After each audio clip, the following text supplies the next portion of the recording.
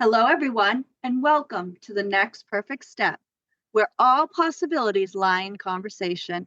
I'm your co-host, Laurie Mullen.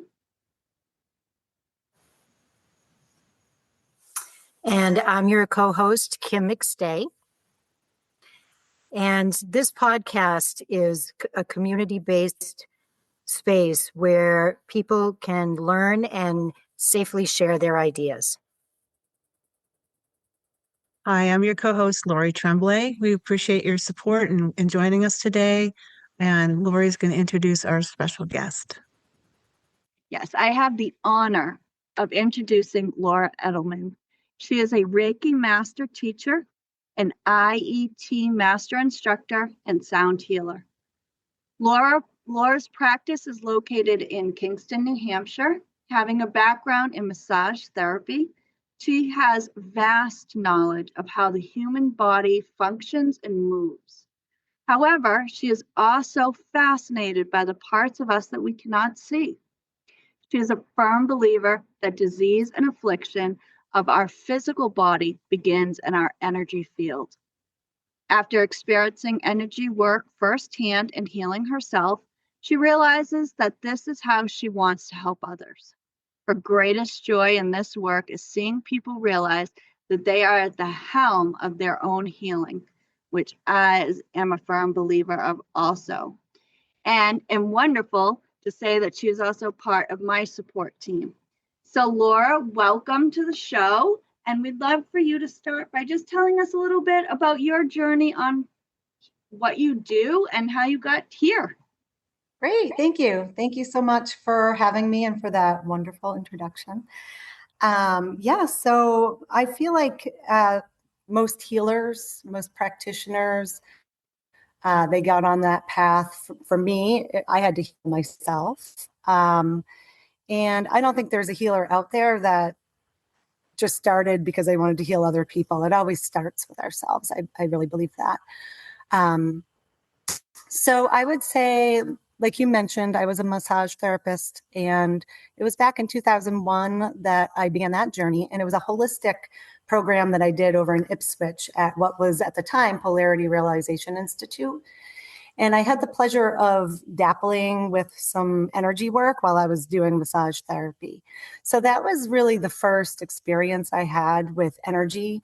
As a young kid, I was always the kid that was drawing the pentagram, not knowing what it was, and being told that's, the devil's symbol. I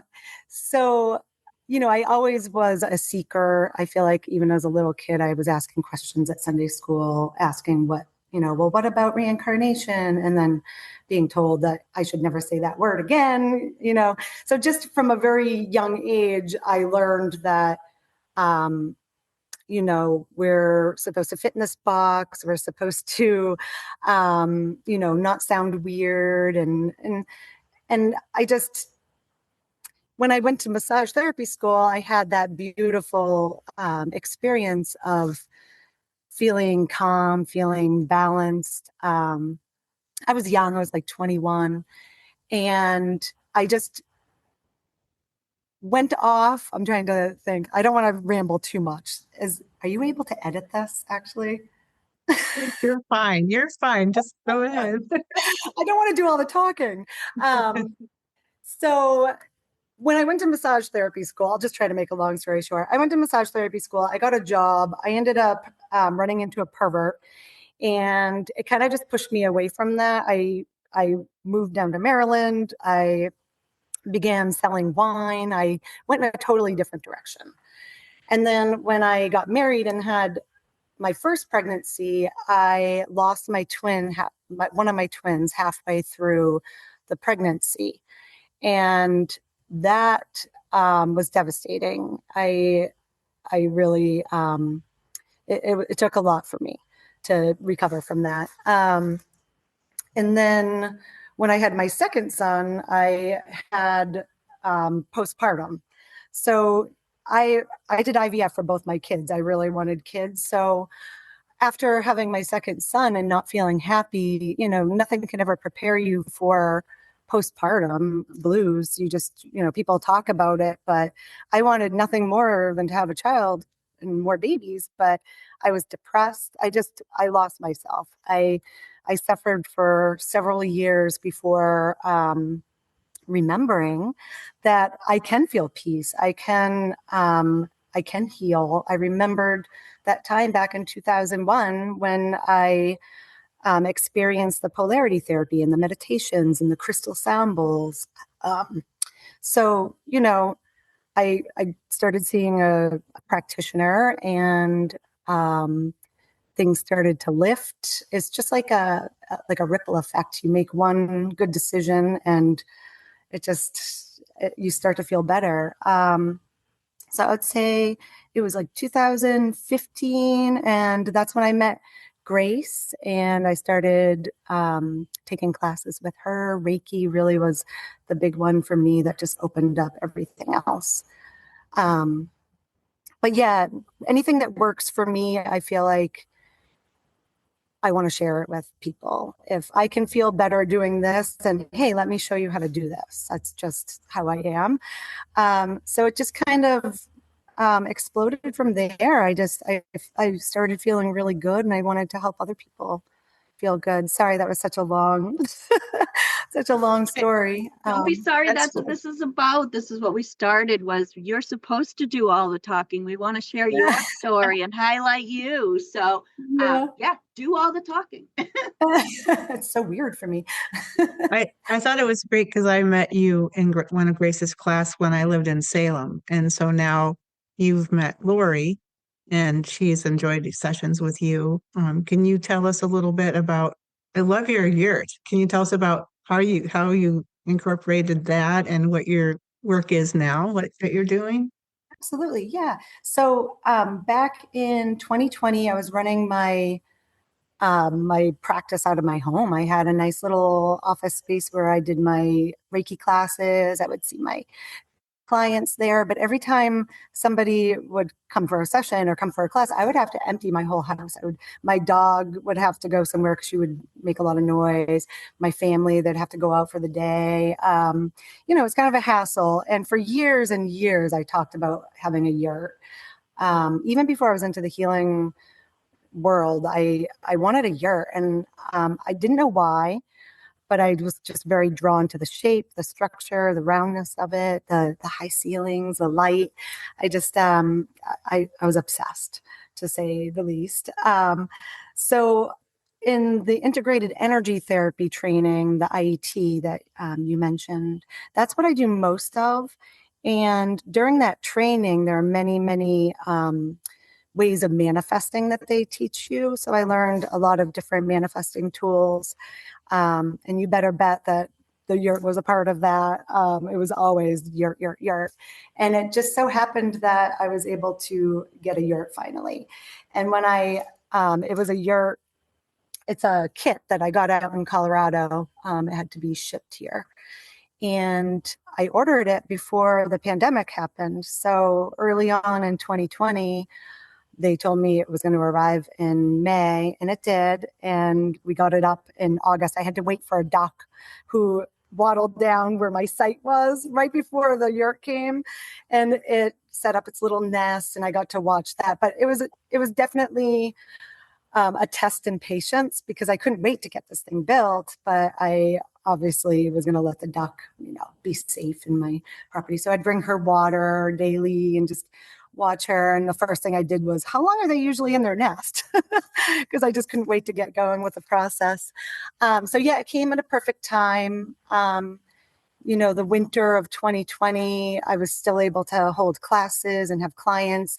We would have the pellet stove going and all the windows open. We'd all have our masks on. So I was still able to hold space for people at a time when I feel like it was the most crucial. People really needed connection and to feel a part of something. So yeah, and then with the IET, integrated energy therapy, that's what I really do most of. I feel like Reiki's always flowing in our work. It's, you can't turn the life force energy off. So integrated energy therapy, we're working on cellular memory areas. We're calling in the angelic realm. We are helping our clients to release imprints or blocks in their energy field.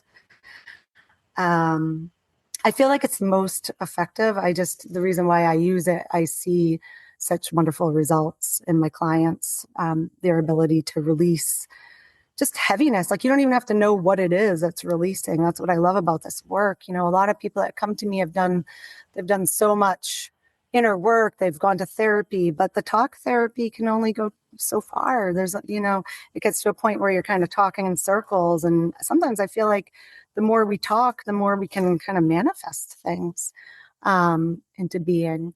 So, to see people be able to lift heaviness from their being and feel lighter and walk away, and then it's exponential. They go home, they feel better.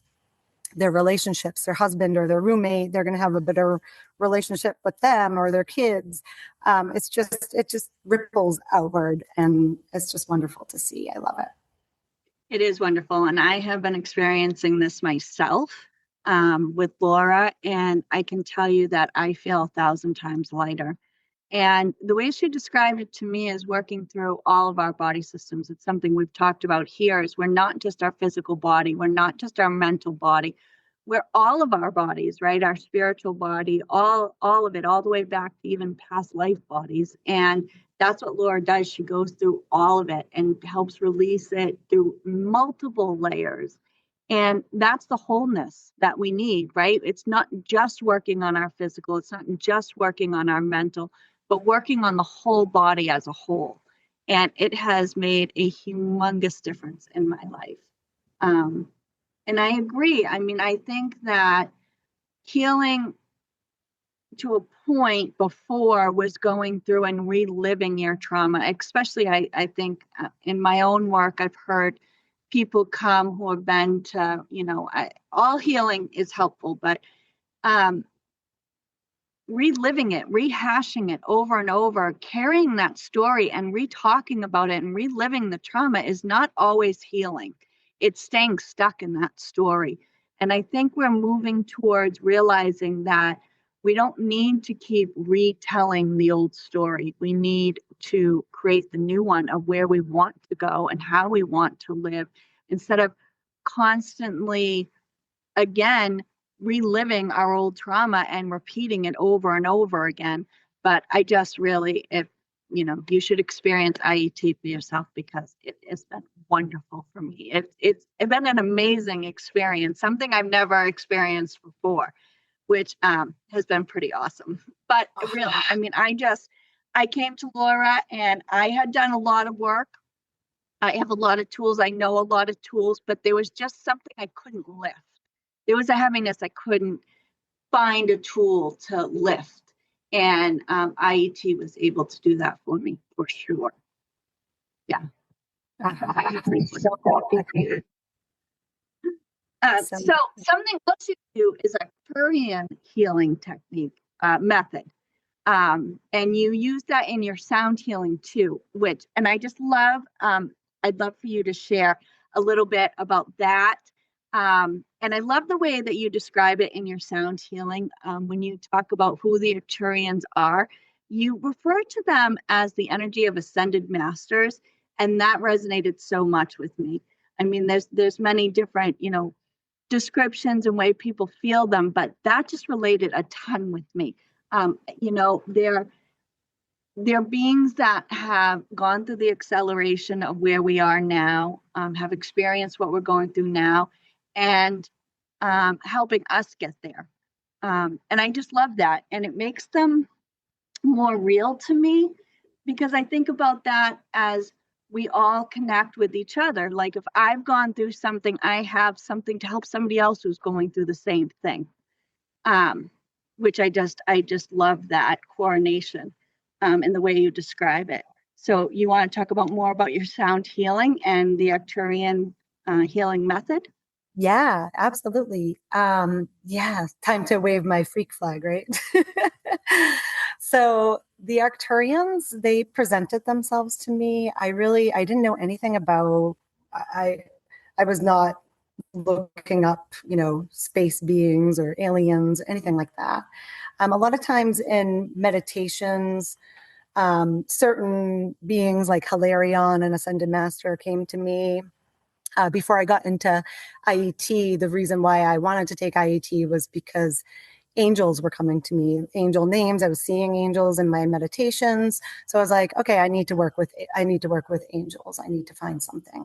So back in 2017, I was taking a polarity course, a year-long course with Grace down in Gloucester. And I was having a session with her, and it was actually on my birthday. So I feel like this makes it even more special. I gave myself a session on my birthday. It was evening, and she was down at my feet, and my eyes were closed. And all of a sudden, in my mind's eye, I had two blue, like the only way I could describe it to her too at the end of the session was like bobbleheads. They were like blue light beings with big heads, and they were on either side. And I thought, this is new. I've never seen or experienced this. I never once felt scared or nervous. It felt loving, like they were helping. They were part of the session with Grace. So at the end, I asked her if she had sensed that, and she did.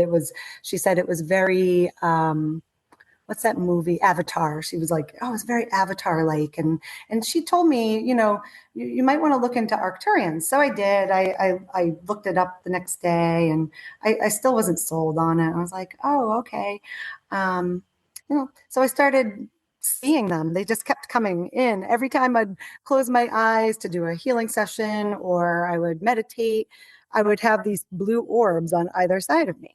So I'm like, okay, there's something to this. So I just kept on I started working with them, and I wanted to work with them more. I wanted to understand like how can I work with them? What am I supposed to do? So I just started Googling like I do, going down the rabbit hole of Arcturian healing, and come to find out there was a gentleman in Bedford, New Hampshire that offered Arcturian healing method sessions. So I didn't look into it. I just booked an appointment. I just felt like, all right, I'm doing this. So I had the healing session with him, and it was hands off.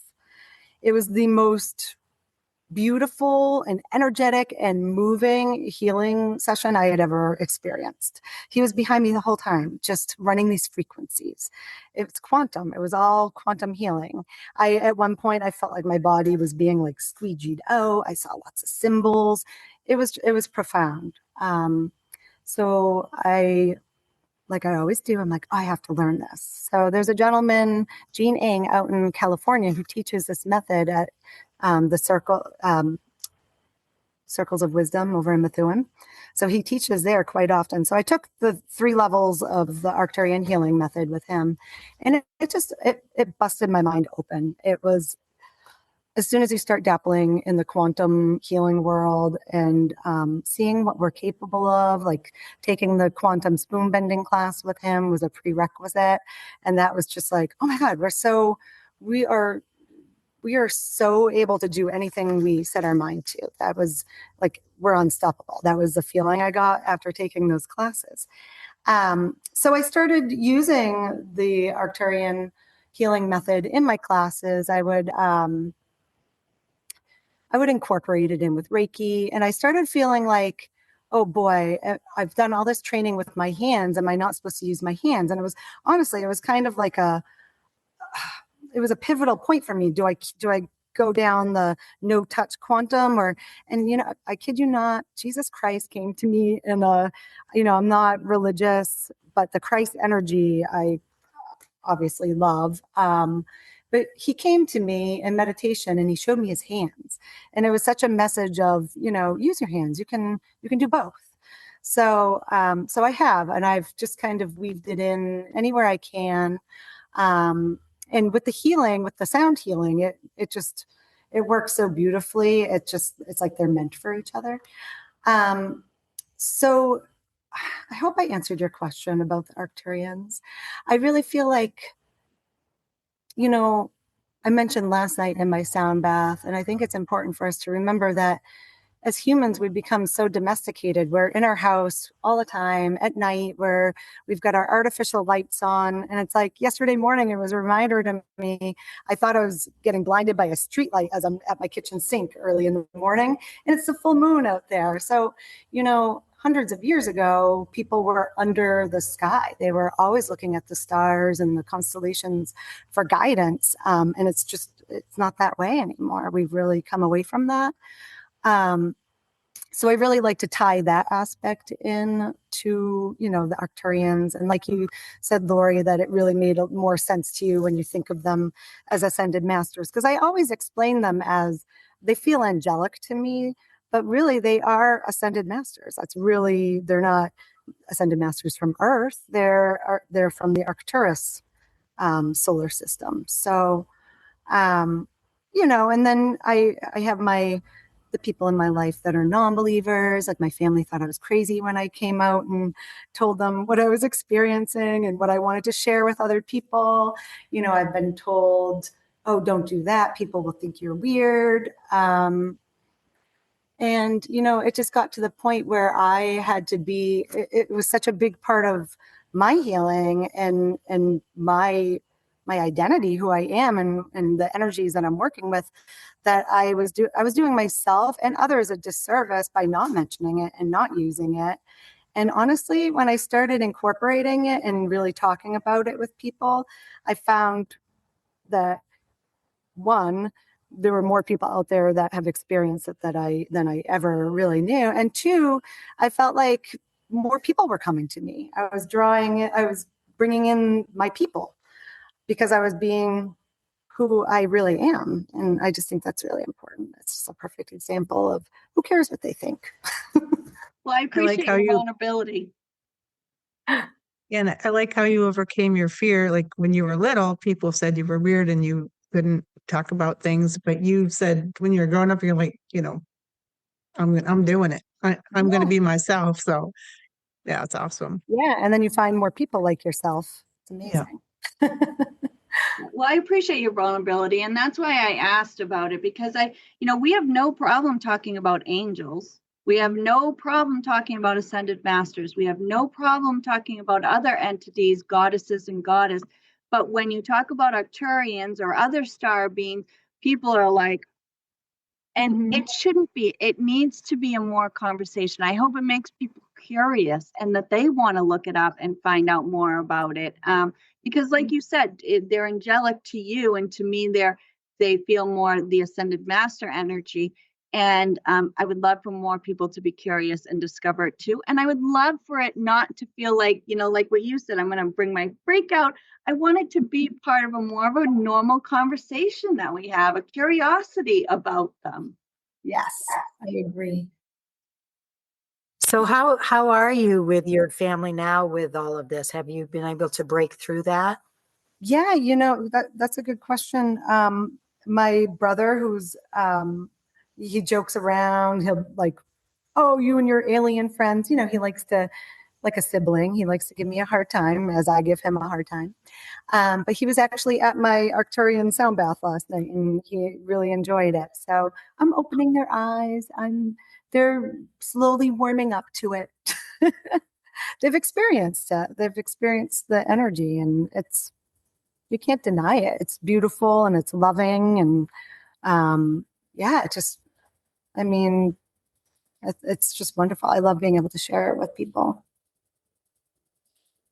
And you mentioned the and I think it's today. Go ahead, Kim.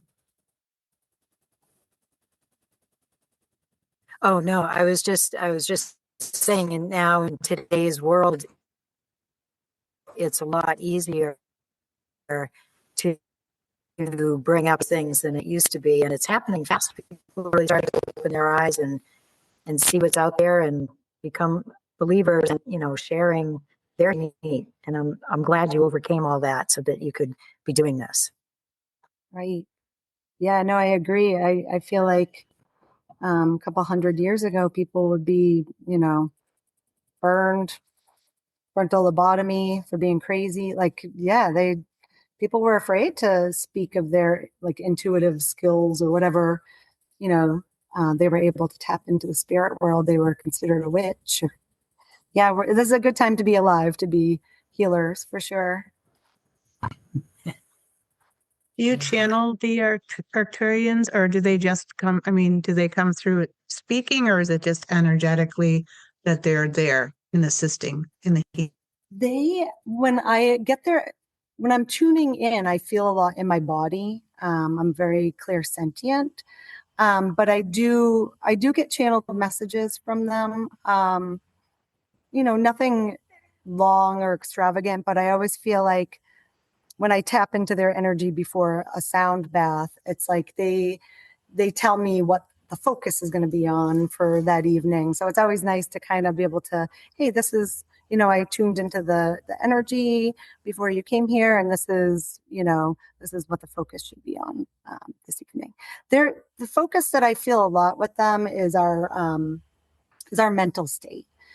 I feel like the messages that I've received is, yeah, of course we want to heal our emotional state, our physical state, our karmic state.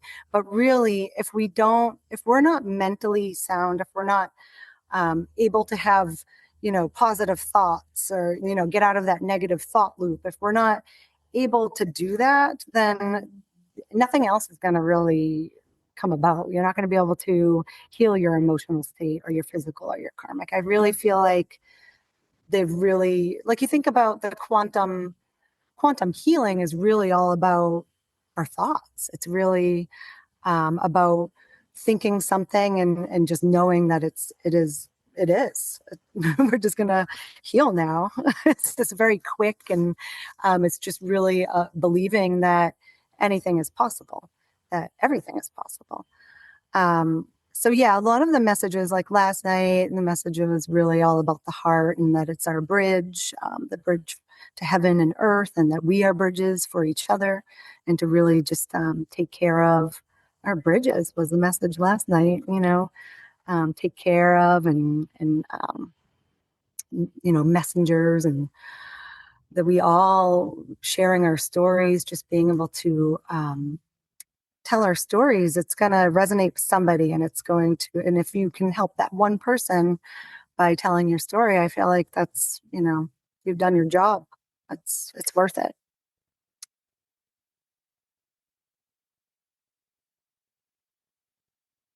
Did I answer your question about that? I don't know. I kind of go on tangents. Yeah, absolutely. Absolutely. Yeah, your sound baths are wonderful. I've experienced both one-on-one and in the groups, and they are wonderful.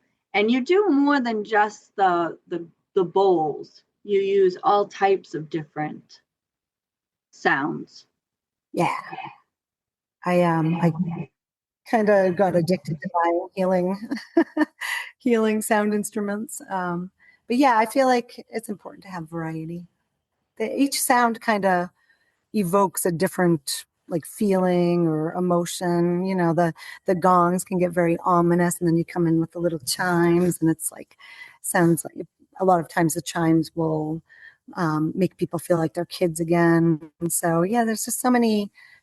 Music and sound can really bring back memories, and it's a great way to just the sound waves themselves. Like I usually explain to people, we hear them, but most importantly, our body's feeling them. The sound waves are going right through our body, right through our energy field, and it's kind of a cool visual to just imagine any imprints in your energy field just kind of being carried away, just like whoosh, the sound waves just come and carry it off. It's magic. I remember being in a roundhouse on an Indian reservation in New Mexico, and they were explained about the energy in the roundhouse was so powerful. It just, I don't know, I forgot the original explanation, but I know that it was done on purpose for the purpose of the energy. So have you experienced that with your round here as well? Yes. I feel like I call it my little cosmic womb. It just is it just feels very womb-like in here, especially at night when we have the little tea candles and just like lights. And yeah, the sound really, the way it bounces off the walls, I feel like the acoustics, it makes the acoustics really nice in here. But yeah, I feel like there's something sacred about the shape for sure. Well, I think that goes with feng shui too, right? Like the energy flows better around versus the corners getting stuck in the corners Yeah. and stuff like that. So yeah, there is that theory that, it's more free flowing. Yeah. Yeah. There are times where you have no idea where the instrument is coming from. Like I could be on one side of the ear and you're hearing it over here. And a lot of times in the sound baths and the sound journeys that I run, people hear things that I'm like, and I hear things sometimes. I'll be drumming and I'll hear it's almost like somebody's singing, but nobody was. So we have a lot of helpers. So every sound bath, I'll open up a healing vortex. I'll invite in our helpers for the evening, our angels, our star beings, ascended masters, and then our higher selves, of course. So I really feel like we have a lot of helpers in here. There's a lot of different energy, and why not just start singing for us and accompany me? But yeah, I feel like with IET, when I started calling in the angels, that was a big pivotal point for me when my intuition started to become a lot more strong. I feel like there was this pressure before. There was this pressure to make sure my clients enjoyed their session. You know what I mean? There was this, like, it was on me. And I felt like a lot of relief when I started calling in the angels and calling in our spirit team to help. And they sure do help. And it takes the pressure off of you, because as a healing practitioner, as a healer, we're not doing the healing. And that's something, that can be a misconception. People think we're doing the healing, and we're not. We're facilitating it. We're the vessel where the energy is going through. But I'm not forcing anybody to release their imprints or their blocks. They're doing that all on their own. So it was a really big pivotal point for me when I started calling in the angels, the Arcturians. And when I teach integrated energy therapy and I do the attunement, I have to tell people, you might hear me over there and you might feel somebody's hands on your shoulders. And this is, the angels are helping me attune you. Just like to make people aware that you could possibly sense, feel, hear the angelic realm, the angels. They want to help because we're asking them to. Yeah, isn't that beautiful? It's so beautiful. Yeah, just the amount of. So how do you? No, I was just going to ask you, how do you go about cleansing? Like, do you do that, or do you invite all of the guides and angels in and just kind of let them linger? Because I do healing work as well, and it's the clearing part that I am not always mastered at. But I'm curious about what other people do for that. Yeah, so for the clearing, I use Palo Santo, and I look at the clearing as just transmuting any dense, heavy energy that's left behind, like after a healing session. I just use the intention of raising the vibration of any energy in here that's of a lower vibration. But as far as like our helpers coming in, so when I open the healing vortex, I always make sure at the end I close it, because we don't want, it's a container that we open up, and it could drain us of energy. I'm not a believer of, like, I don't really worry about picking up other people's negative energy. I've never been one to worry too much about that. I feel like anything is clearable Like we can set them. Yeah, up. I agree with that. Yeah, I never really prescribed to that. I didn't like that feeling of being worried. I just felt like I was going to be attracting the very thing I was trying to get rid of. So yeah, so I always make sure I Good point. close. Yeah, yeah. So I close that healing vortex. So I always at the end I send them back up. I thank all of our helpers and I just ask that they go back to the place where they feel most comfortable. That's how I always end it. Please go back to wherever you came from. Thank you. Yeah, you're welcome. But yeah, just know whatever you're doing to clear, you're doing it your way and it's the right way. It's the right way for you. So do you have ongoing classes and do you have a website that we could take a look at and Yes, schedule? I have a website. It's onelighthh.com. So it's One Light Holistic Healing. And yeah, I do private sessions. I do a sound bath once a month, the first Wednesday of every month. That was a big thing for me, just being consistent, like having a set time so that people would know. Because I was kind of, in the beginning, I was a little all over the place. And I was like, I don't know when my next one will be. So yeah, that's been really nice. So it's been 9 months of consistently doing it the first Wednesday of the month. And I had 10 people register last night. It just, every month it's great. And I get new people and the same people returning. And as far as classes go, I don't have any Reiki or IET classes on the schedule as of right now.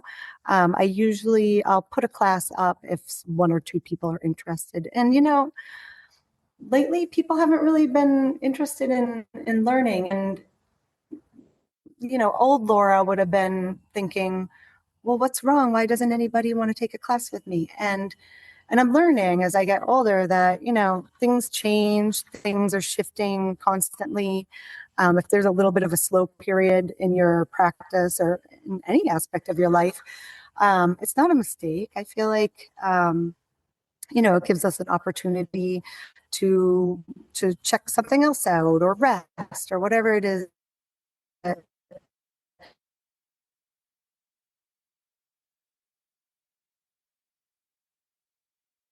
All in perfect timing, isn't it? Yeah, that's great. So do you have anyone have anything else to add before we close? All right. Well, thank you for listening. And please, send us your comments. And if you'd like to be a guest on our show, you can reach us at thenextperfectstep@gmail.com. And we'll put Laura's information down below. Laurie. So if you've enjoyed this episode as much as we have, please like, share, and subscribe. And until next time, how is your intuition leading you to the next perfect step?